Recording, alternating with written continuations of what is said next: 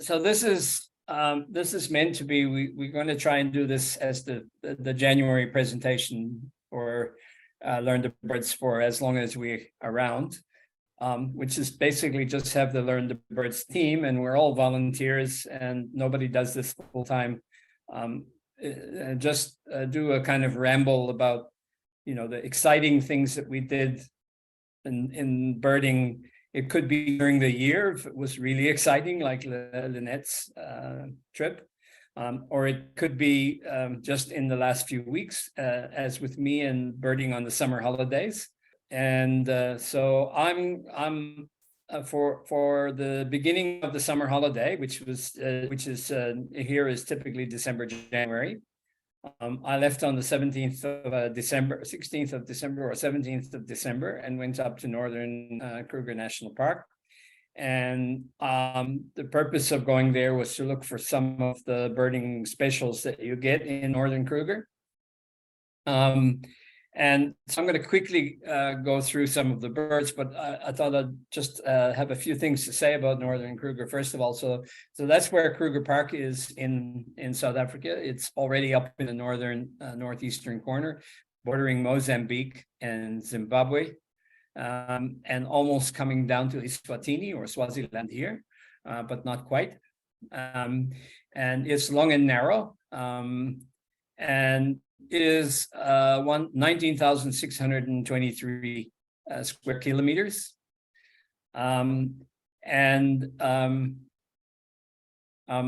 It's 360 kilometers north from north to south. So if you want to drive from here up to here, that's 360 kilometers. So you can already see that it's a fairly big park for those of you who are not in South Africa and not familiar with Kruger Park.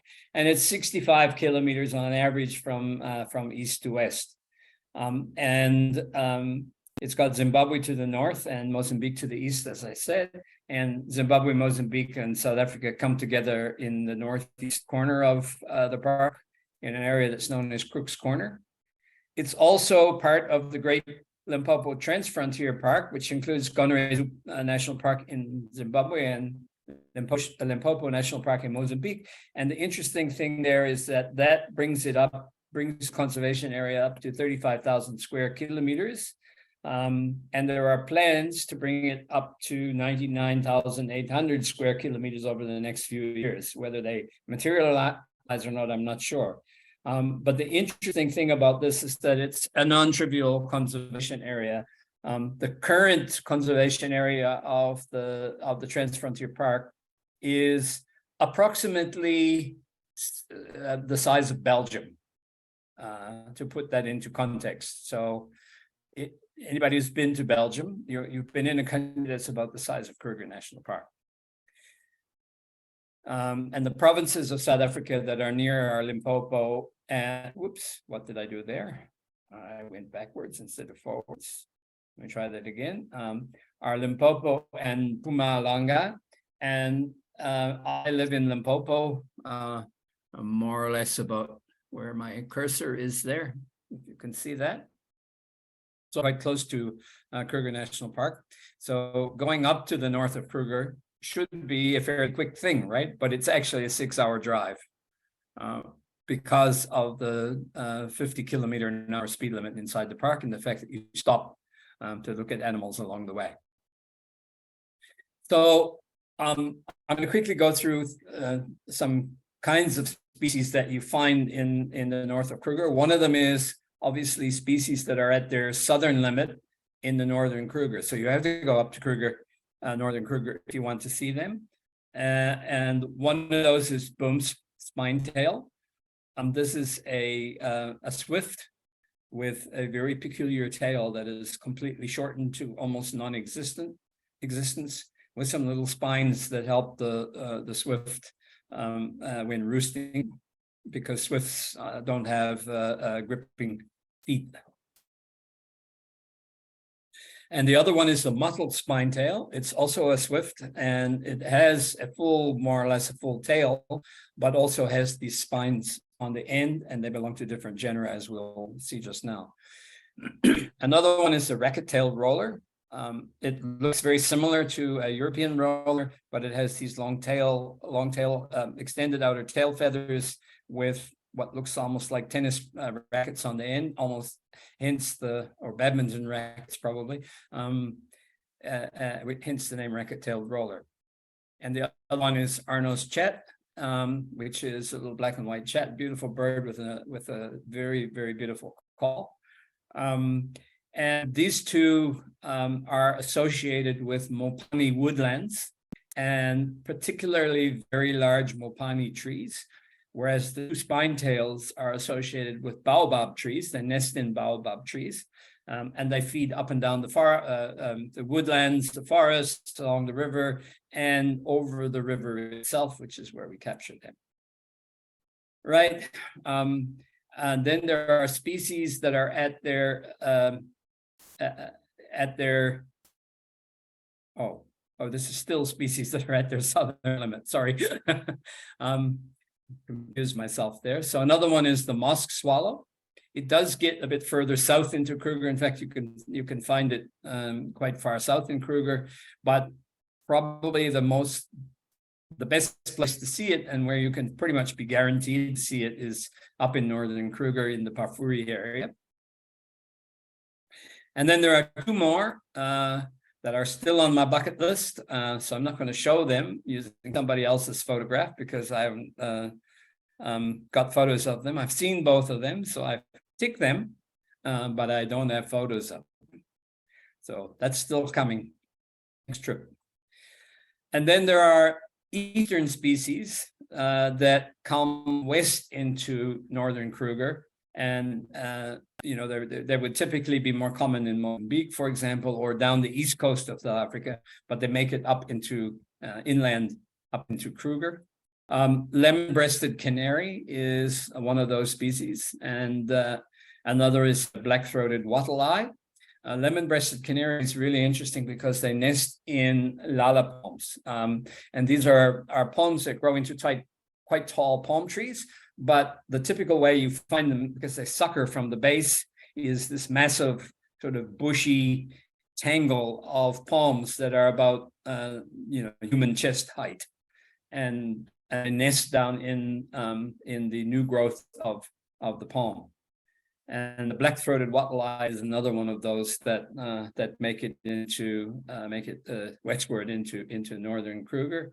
And then there's a white-crowned lapwing, which also gets quite far south in Kruger as well. But the best place to find it, and the only place I know that I can pretty much guarantee finding it, is in northern Kruger. And another one is the trumpeter hornbill. I put that in because it was so common, or not common. There was a pair of them that were hanging around the bridge when I was there, and their call is like a human baby crying. It's like,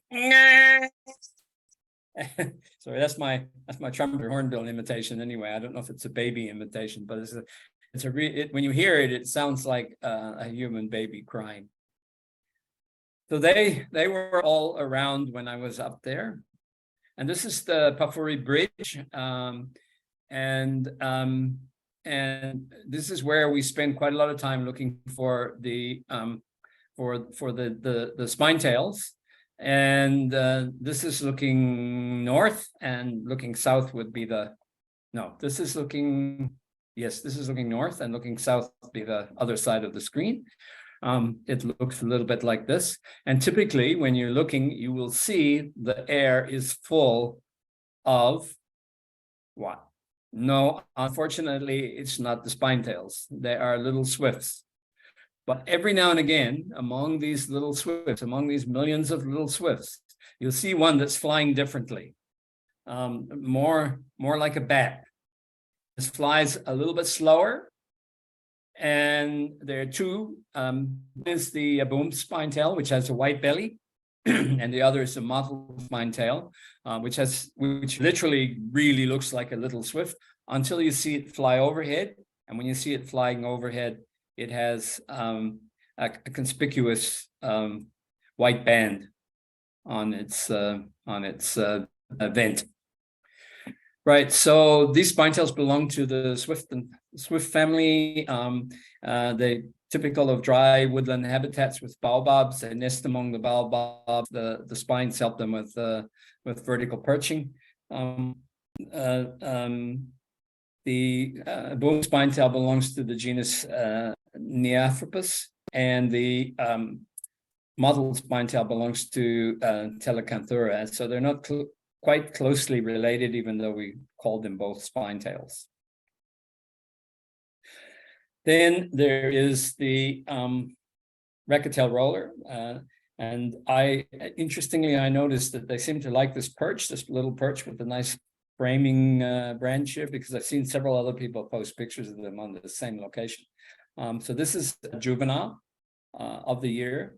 There's a pair that nest in a dead tree not far from the road, about between 7 and 8 kilometers up north from the bridge. And this year they seem to have 2 juveniles.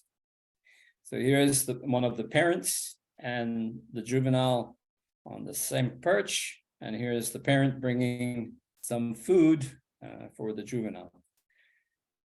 And that's just my little adventure into finding some special birds during the December holiday.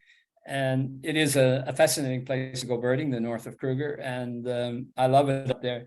I could spend a whole day standing on the bridge. Some of the things I've seen there on the bridge also include Wahlberg's eagles chasing little swifts. I've seen African harrier hawk go under the bridge and catch juvenile little swifts and bring them out and sit on a stick next to the bridge. And sorry, somebody just turned on their video. Perhaps it would be if it was turned off so it doesn't appear on the recorded. Thanks.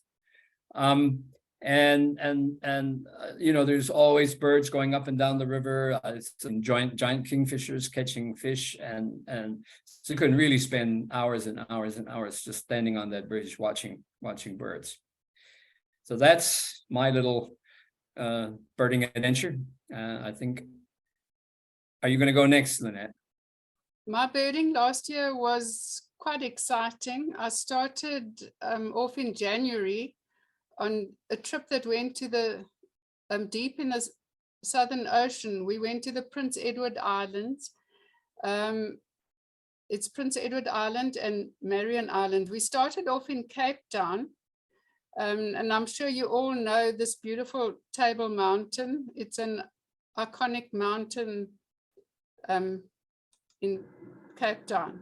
And this is the what they call the tablecloth, the white cloud enveloping Table Mountain. We were parked off. We went on a luxury cruise liner, and we were parked off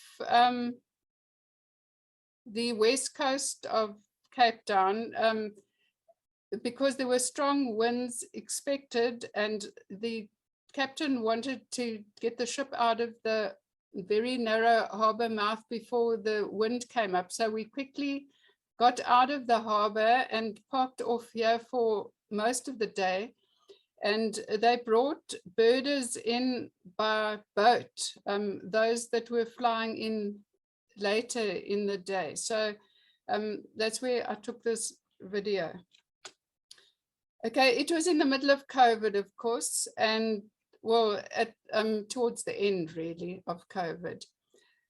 There were birders from all over the world that came on the cruise, because it was organized by BirdLife South Africa, and I think they had advertised on BirdLife International. So we had people from all over the world, birders with us. There were a lot of birders from America, the UK, lots from Europe. I heard all sorts of languages, Spanish, French. So it was quite an eclectic bunch of birders, and it was such fun. Before we went, we had to all have a PCR test 24 hours before we boarded the boat. And if our tests were negative, we could go. But before we actually were allowed onto the beautiful cruise liner, we had to have an antigen test, which I think took about 5 or 10 minutes, and then we had our results.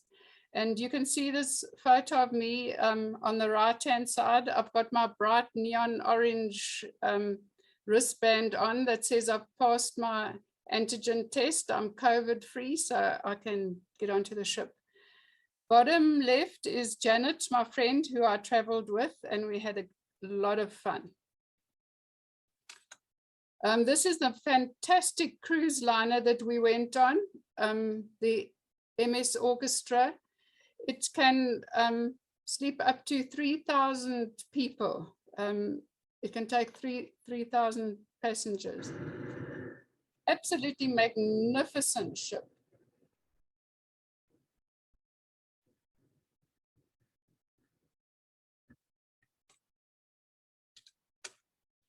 This is a map of our trip. Funnily enough, this map was drawn up by somebody who wasn't even on the cruise. He was sitting on land in South Africa, but he had a relative on the boat. And you can see we left Cape Town on the west coast of South Africa and went dead straight towards these Southern Ocean islands. The birding was quite slow the first day of our journey. It was really slow. We were quite disappointed, as well as the second last day of our trip, the 29th, going that purple line going up towards Durban. Very, very quiet birding, but the rest of the time was good. I'll just show you very quickly. Day 2, we saw like flocks of Corey shearwaters. This was the quiet day, by the way. Northern giant petrel. And quite a few different petrels, a soft plumage petrel, white-chinned petrel, which is quite common if you go on a pelagic trip off of South Africa, you're bound to see white-chinned petrel. And great-winged petrel, there were so many of them. I think those were the main birds we saw the entire trip, from Cape Town right down to the Southern Ocean. This trip was a real albatross trip. It was absolutely awesome. Albatrosses are one of my favorite birds. This is an Indian yellow-nosed albatross. Absolutely beautiful.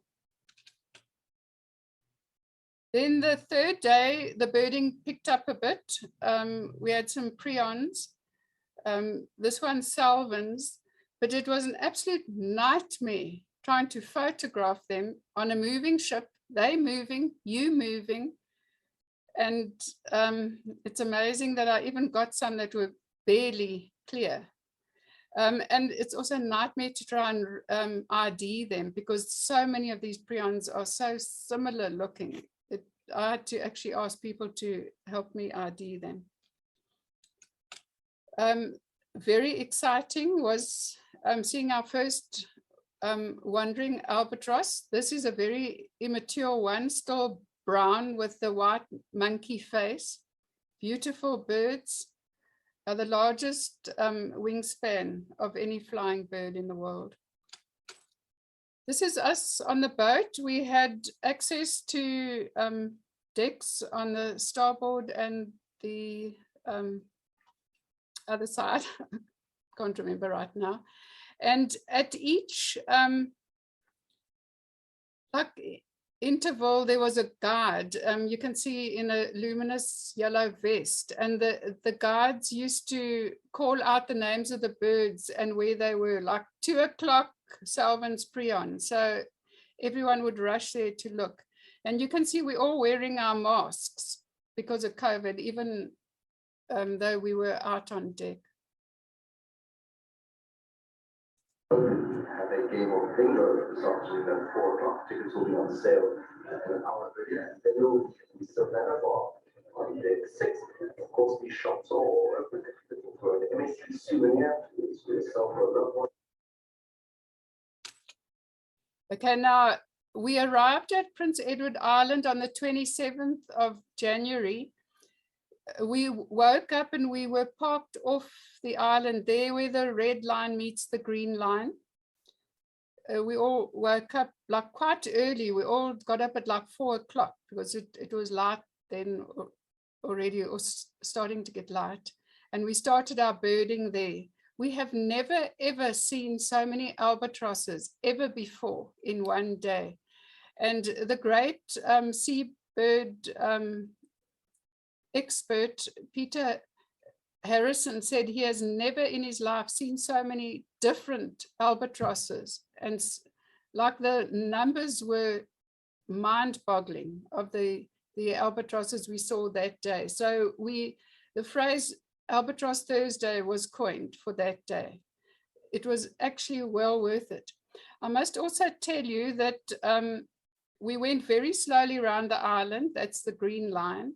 And then when we got to the bottom, like opposite Marion Island, which is the bigger island, a huge like cyclone was starting, and the captain got extremely worried and hair-tailed it straight off. You can see the purple line. So by 4 o'clock that afternoon, we were heading as fast as we could out of the extreme weather, and it was extreme. The wind, I've never seen such gale force wind, and the boat was very turbulent, and quite a few of us were ill, including me. Just a quick thing about Marion Island. It is home to many, many seabirds that nest there, albatrosses and all sorts of other birds. It was first discovered in 1663, accidentally by someone from the Dutch East India Company.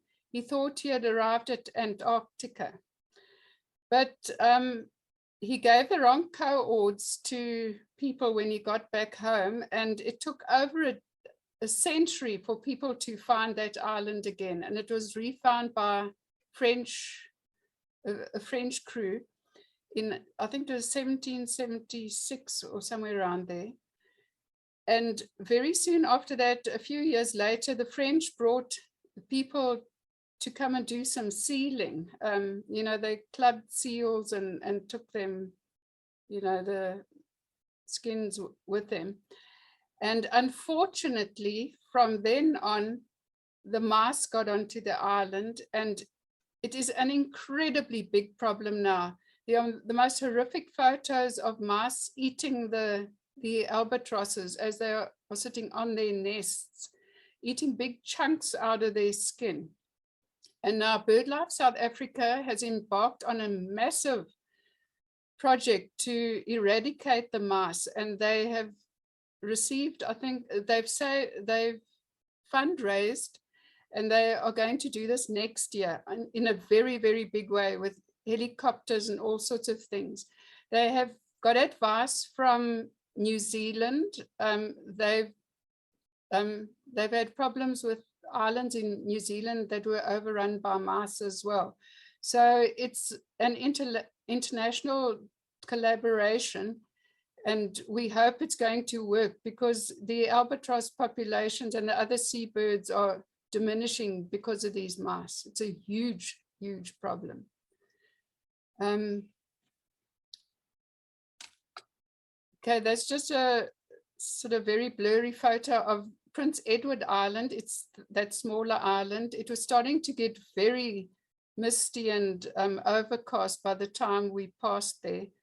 So I never ever got a photo of Marion Island. It was too misty. But this Prince Edward Island is not accessible. It's got very high cliffs. I think you'd have to be a mountain climber to get onto the island. But people have actually been on the island. Marion Island is easier to get onto, and researchers from South Africa actually live there like a year at a time. Climatologists and other people that are working there. Okay, we also saw northern giant petrels there. And fairy prions, I was very excited to see them. It's a very rare prion. It's got a much smaller head than the salvins. Macaroni penguins were quite a highlight for me. And then this is just a quick glimpse of our time at Prince Edward and Marion Island. You can see the first video in this clip is blue sea and everything was nice and rosy. And then as the video progresses, I put a timestamp on the top right and you'll see it gets darker and darker and darker. And that's when the cyclone was moving in and we had to hairtail it off towards Durban.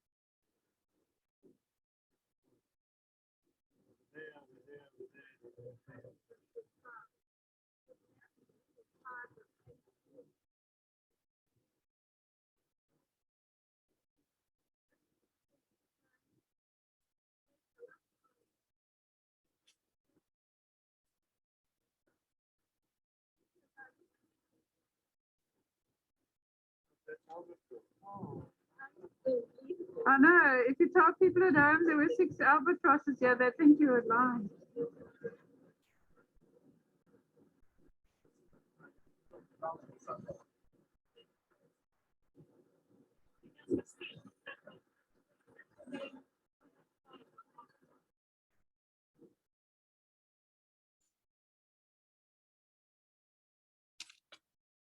Okay, now just quickly some of the albatrosses we saw that day that I photographed. Indian yellow-nosed.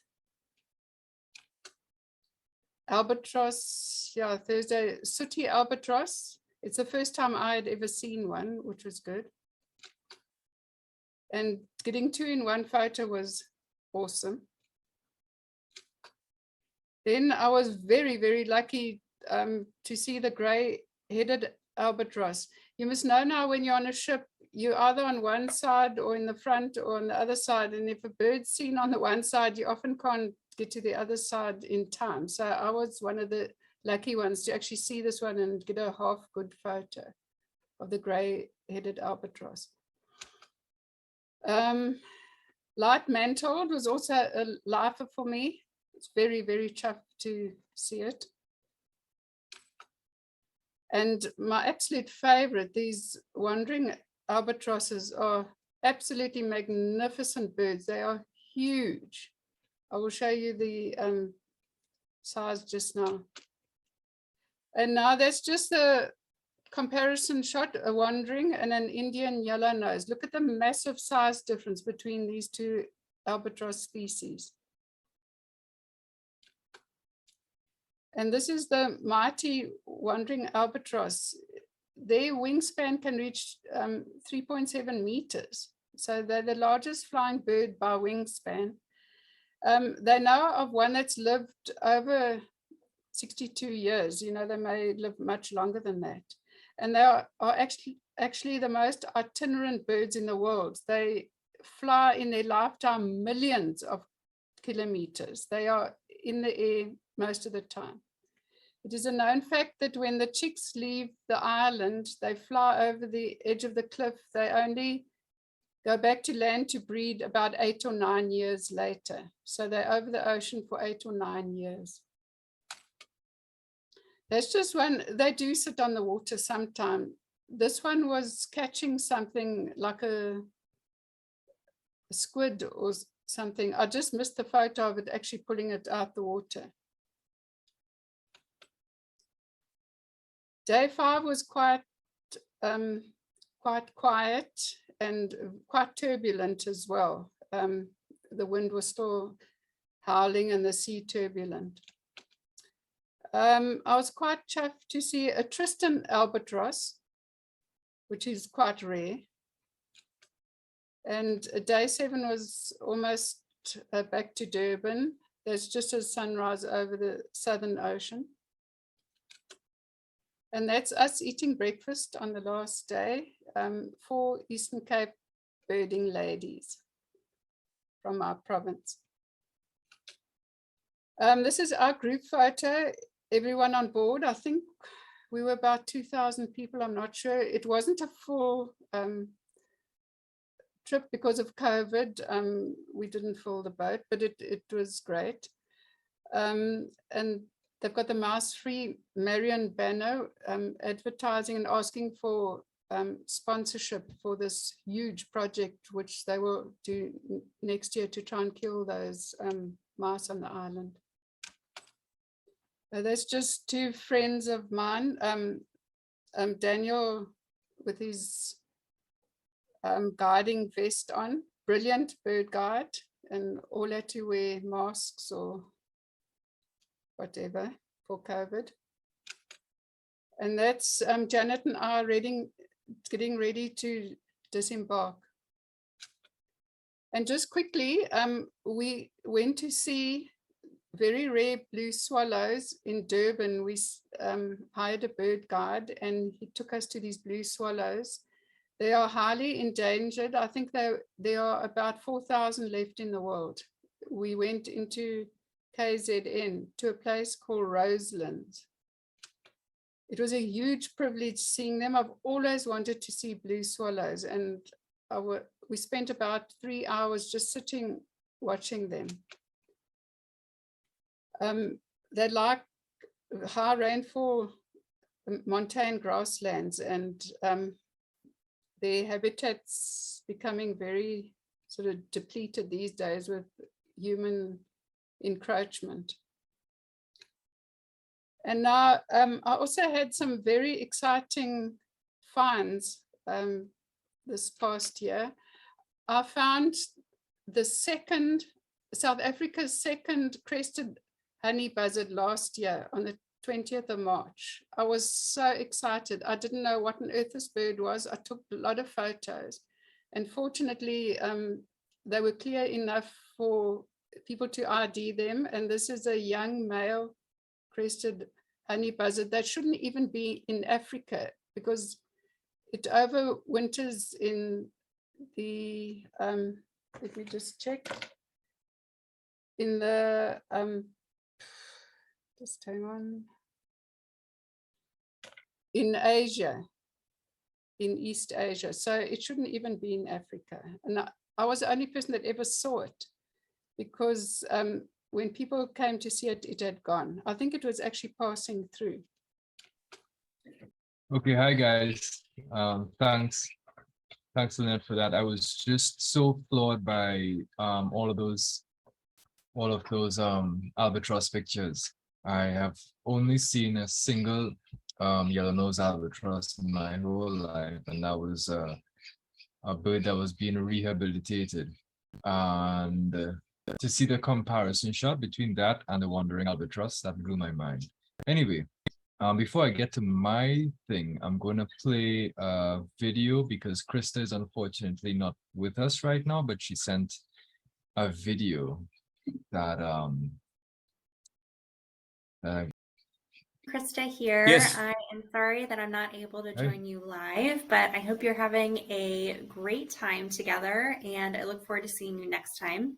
I love that we do these LTP rambles at the beginning of the year, and we get to come together and talk about what we did in 2022 and some of the new things that we learned. So I'm excited to share with you some of the things that I explored and learned in the current location where I'm living in California in the USA.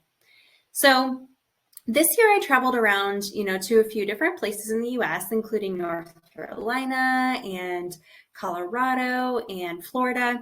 But it always amazes me whenever I travel around California, how varied the habitat is and how much the birds change from habitat to habitat and location to location. So I wanted to talk about some of the birds that I got to experience this past year, just exploring around in California. And one of the reasons why California is such a sort of bird diverse place to visit, with 680 approximately total bird species found in California, is because of the 59 distinct habitat types that you can find here in the state. So that includes shrublands, deserts, different kinds of forests, mountains, grasslands, and I said shrublands, and agricultural and rangelands, so different kinds of anthropogenic habitats, and of course coastal waterways. And the three locations that I wanted to show you today are up in the north in Lassen Volcanic National Park. This is more of a mountainous region. The area where I live in the Sacramento Valley, which is also where the capital of the state is located, right kind of in the middle. And then further south from there in Monterey, California, or Monterey Bay, and a little bit further inland from that, Pinnacles National Park. So first, the Sacramento Valley, which is where I am currently living. You can see the star on the state showing where that is. And just from this picture, you'll see there's a lot of agricultural land. There's a lot of rangeland, as well as different waterways, like this river running through here. And that provides a lot of different habitat for birds that are coming through. And it's a really critical flyway as well for the Pacific Flyway for birds coming through this area. And one of my favorite locations to go birding around here is the Sacramento National Wildlife Refuge. The habitat primarily here are open wetlands, grasslands, prairies, and oak woodland. So you can get a wide variety of birds. And one of my favorite birds to see here is the sandhill crane. In previous years, we weren't able to make it down there, but finally this past winter, we were able to go. And these incredible birds, they're these gorgeous, really tall cranes. They like to overwinter in these locations, and they prefer to sort of, forage in these flooded agricultural fields or wetlands. So you'll see them coming in at sunset sometimes as well. And it's so incredible, just these huge birds flying in at sunset and roosting in the area. So that's one of my favorite locations to go birding around where I live. And, I'm also fortunate enough to get to work with birds throughout the year for my job. So this past year, I actually started working over at Travis Air Force Base. It's a military base just not too far from me in Fairfield. And some people might not know, you might not think it, but U.S. military installations are some of the more critical hotspots for conservation. And there are federal requirements that require us to maintain habitats and wildlife populations on military bases. So I'm a wildlife biologist at the nearby base here, and a couple of the birds that I get to interact with pretty much every day are burrowing owls and yellow-billed magpies. And burrowing owls are just a lot of fun to get to see. They're just little teeny tiny pocket-sized owls that live in burrows in the ground. They typically end up taking up old squirrel burrows, but it's incredible when they pop their little heads out of the hole and you can see their bright yellow eye and their really distinct eyebrow. And, you might not necessarily think about finding raptors hanging out in burrows under the ground, but these little ones do. And then also the yellow-billed magpie is a really interesting bird. They're a corvid. So oftentimes when I see them, they're sort of flocking and being really social with each other. But they are endemic or only found in very specific parts of California. So the fact that I get to see them almost every day is a really neat opportunity. Okay, so a little further south, it's about 3 hours south of the Sacramento area. You'll see on that star there on the state, that's where Monterey Bay and Pinnacles National Park is located. And Monterey Bay is right on the coast, right on the Pacific Ocean. And of course, it has the bay as like sort of an inlet protecting it, and then it goes straight out to the Pacific Ocean from there. So that is a really great place for water birds and seabirds and shorebirds. And then a little bit further inland from there, Pinnacles National Park. So Monterey Bay, of course, is on the coastline, and it has this bay sort of inlet area. One of the birds that I got to see this year was the pelagic cormorant, which is really different from some of the other water birds that I get to see as well. And these birds are, kind of hard to see just right from the land, but Monterey Bay is one of the best places to go for pelagic birding or open sea birding. So from around August to October, you can see storm petrels, shearwaters, auklets, albatross, and a lot of other different kinds of birds in this area. And just about an hour inland, east-southeast, is the Pinnacles National Park. And this is a really interesting rock formation sort of in the middle of the state. And vultures and California condors specifically can be found here because they love nesting in rocky outcroppings. And as you can see from the picture on the left here, there are a lot of rocky outcroppings for them to nest in. And California condors, they're not easy to see in the wild. They are in danger. There's only about 300 individuals left in the wild. And they're only found in very specific patches of North America. So being able to see them and knowing the locations where you can find them can be pretty critical here. And we had the opportunity to see them earlier this past year. And finally, I want to show you a different kind of habitat that you can find here in California, a more mountainous habitat, and not just mountainous. This is a really unique location in California, the Lassen Volcanic National Park. And as the name implies, there is volcanic activity that occurs at that location. There's a really cool cinder cone formation, old volcanoes, and other sort of steaming hot springs and whatnot. So it's a really cool area, just nature-wise, to go and visit. But because of its elevation, it goes up to about 10,000 feet, or that's about 3,200 meters or so. You get a lot of different birds that you're not going to find down in the valley or down by the bay because of that elevation and because of that altitude. So one of the birds that I saw really frequently when I was visiting Lassen National Park is the Clark's nutcracker. And these really, energetic birds are a lot of fun to listen to up in the pine trees and in the coniferous trees, and they chat back and forth to each other really readily. They're pretty large birds as well, so they're easier to see as compared to some of the little tiny jobs that you can see kind of floating around in the trees up in the mountains there. But it's so quiet when you get up into these alpine areas and these subalpine locations. So to hear the Clark's nutcracker just chatting away is, a lot of fun.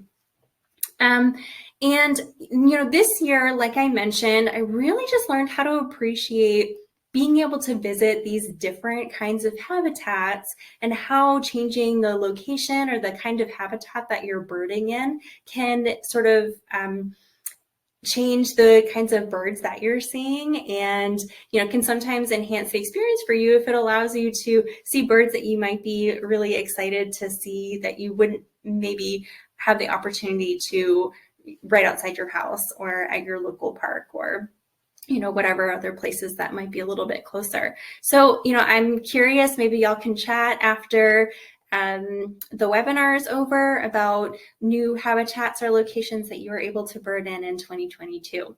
So I hope that you have had a happy new year, and I look forward to seeing you all again at some point soon.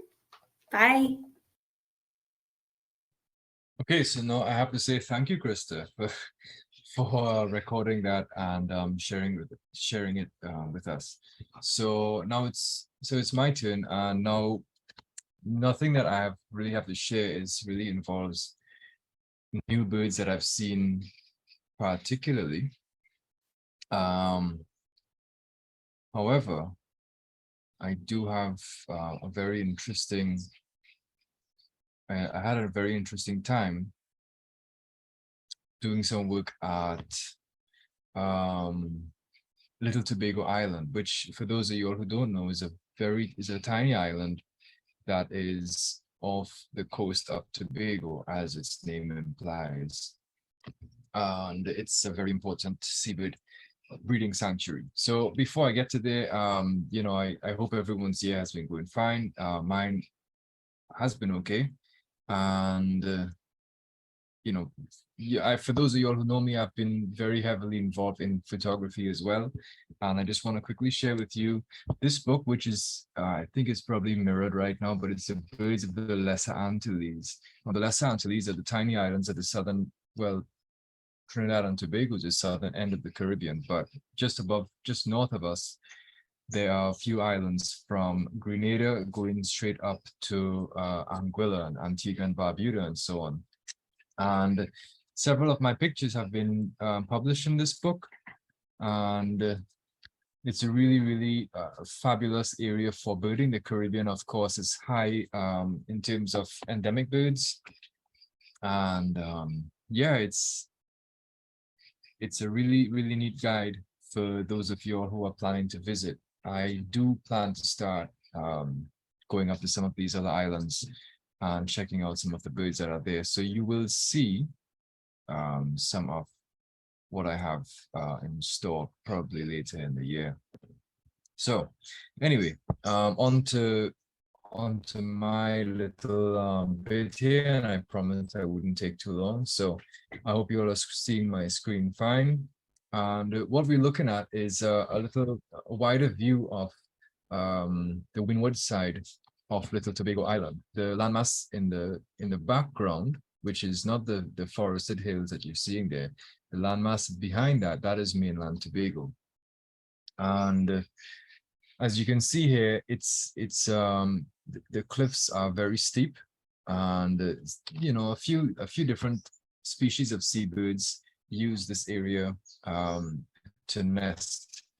Right, so here we are looking out onto the Atlantic Ocean, and basically we're looking northward, right? And so basically what goes on here is that some species of seabird come here to nest, but this is not really why I'm telling you about this. The reason why I'm coming to talk about this is that there's been a specific drama that's been playing out here over the course of many years, centuries, millennia, as long as these islands have existed. And there are two main characters in this play, in this drama. So the first of them is the red-billed tropic bird, which has been the bird that you have been seeing in the wider images that on the slides that I shared previously. And the red-billed tropic birds are one of the 3 species of tropic birds that are distributed throughout the tropical oceans. If you all are having trouble hearing me, it's because of the raucous orange-winged parrots that are going on behind. So yeah, it's so these birds, the red-billed tropic birds, they come in to Little Tobago Island to nest every year, and they are really, really gorgeous birds. And I have a great love for seabirds. And let me just, right, there we go. A lot of times they fly really low over the ocean, then they come up the cliff and they find their nest. And now their nest is not really you know, according to the strict definition of a nest, what we think of as being a bird's nest. You know, there are no sticks or twigs, so there's nothing woven or nothing like that, right? It's basically a spot on the ground, as you can see here, right? So here's a red-billed tropic bird that is currently brooding a nest, right? Brooding its eggs, I believe. I'm not sure. I'm seeing Giselle is in this webinar. Giselle, if you can clarify, Giselle is a wonderful young ornithologist based here, and I actually met her studying these tropic birds. So if you can clarify how many eggs they usually lay, that'll be nice. Anyhow, so here's a closer view of the tropic bird on the nest, and so that's basically what they do, right? So they spend their lives over the open ocean, and then they come into the island here to nest. Now, their legs are really poorly adapted for life on land, so they're pretty clumsy getting in and out of their nest. That's it could be pretty comical to experience.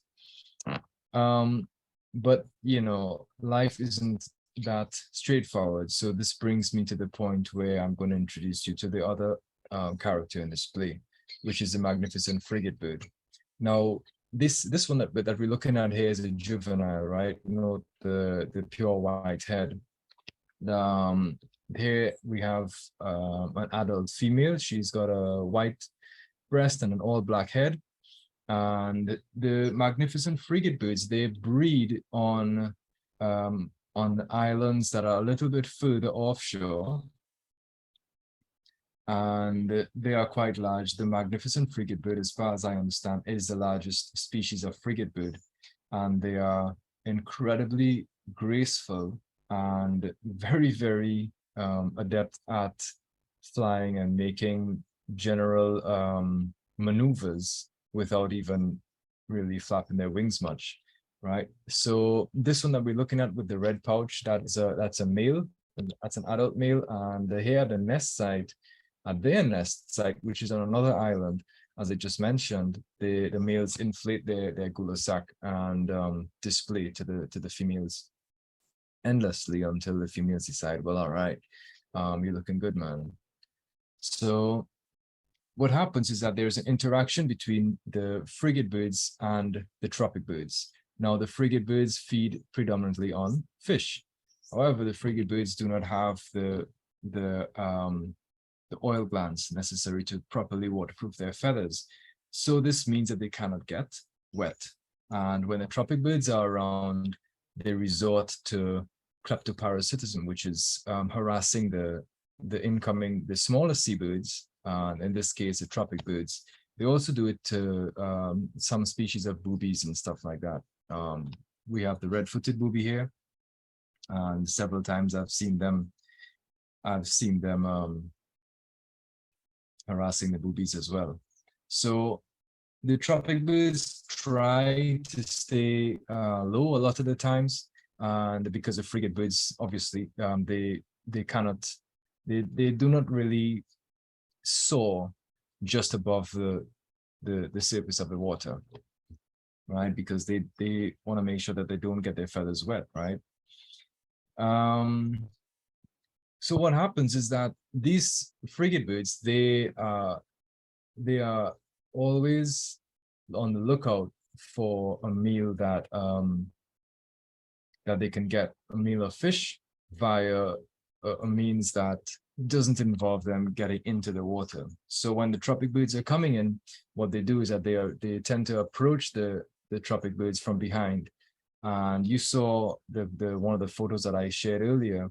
The tropic birds have these long tail streamers. So they tend to grab them by the tail, and they would literally shake these tropic birds until they regurgitate their fish.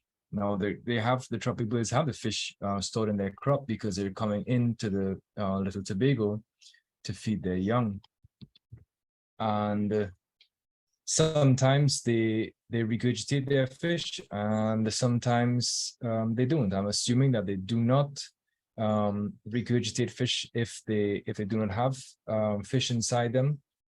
And I believe it is some level of experience is necessary for the frigate birds to determine which tropic birds to target, right? This entire experience has been so eye-opening for me, and you know, it just shows me how much I still have to learn about them. So these two magnificent frigate birds here, these are young ones, as evidenced by their white heads.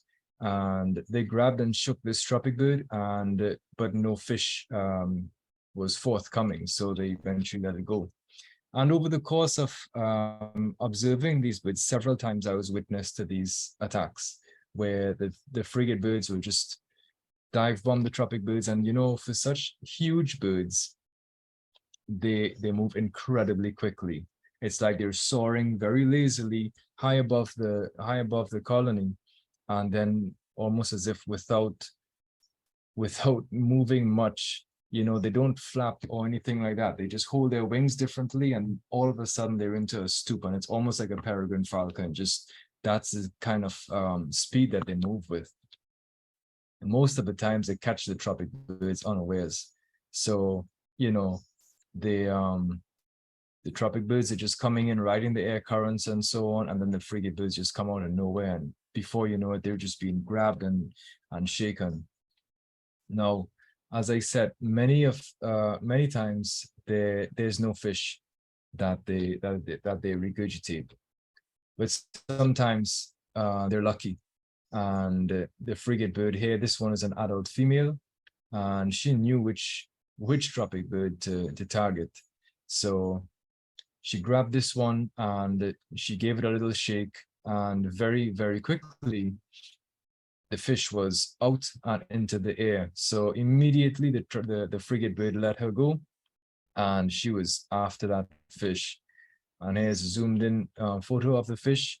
Now this I believe is a flying fish, but yeah, I know it. There's an opportunity here for me to make a joke about a flying fish that doesn't have wings, but I would leave that up to you.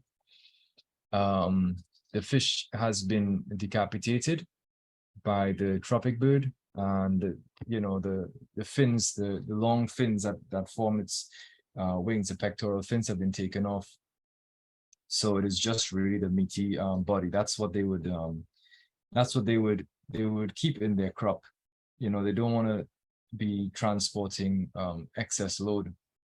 And the frigate birds, of course, are very, very adept at catching these flying fish. And yeah, it was really, really incredible to see birds that are so large being so maneuverable, and everything has its place, and everything has its purpose in doing what it needs to do. So yeah, so thanks for coming to my little presentation here.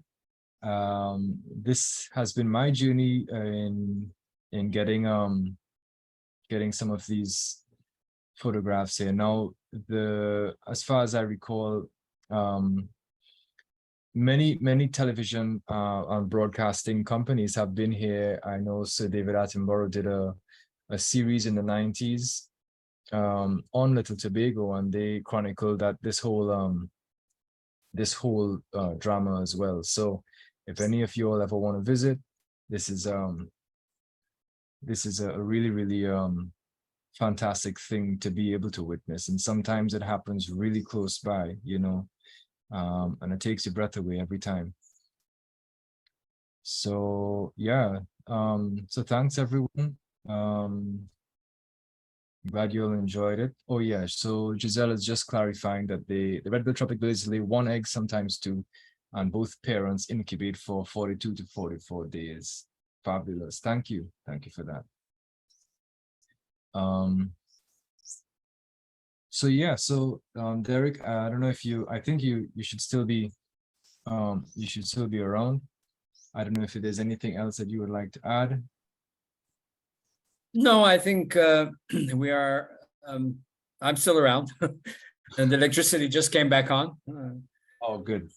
With my battery at 7%, so it was good timing. Just in time. Yeah, no, I think we've used up our time, and I don't want to keep people long, but just to say that we are busy finalizing our schedule for webinars for Learn the Birds, and we will have it up, at least for the next couple of months. We will have up soon, but bear with us for a little while. And we look forward to seeing you in the next webinar, which will be a month from now, the third Thursday of February. Yeah, and I would just like to add that I've been MIA for the last year because we've been working on this project in Tobago. So you'll be seeing probably a lot more of me for 2023, and I do plan to get up some of the master classes on bird photography. So if any of you all are interested, just keep an eye out for that.